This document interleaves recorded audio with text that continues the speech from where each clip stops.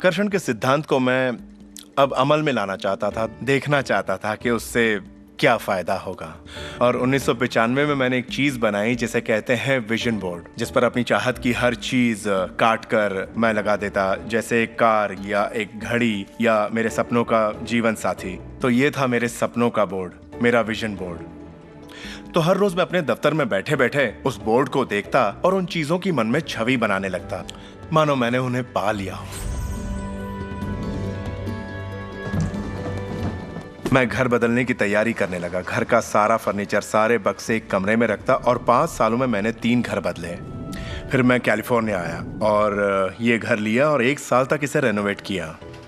फिर जाकर मैंने अपने पुराने घर से अपना सारा सामान मंगवाया। एक दिन सुबह के करीब 7:30 बजे थे। मेरा बेटा मेरे दफ्तर में आया।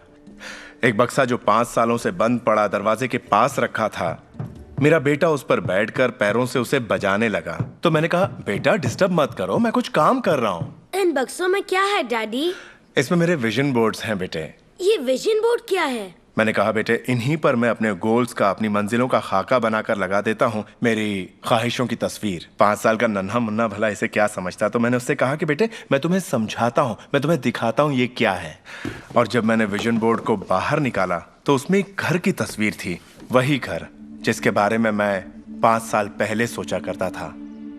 और सबसे ताज्जुब की बात यह थी कि हम उसी घर में रह रहे थे, उस तरह के घर में नहीं।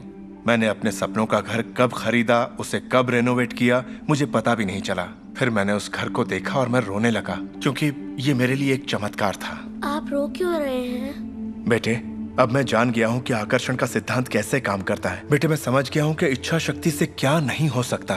मेरी पूरी जिंदगी मेरी आंखों के सामने है। जिस तरह मैंने अपनी कंपनियां खड़ी की, उसी तरह मैंने अपना घर भी बनाया। मैंने अपने सपनों का घर खरीदा और मुझे पता तक नहीं चला।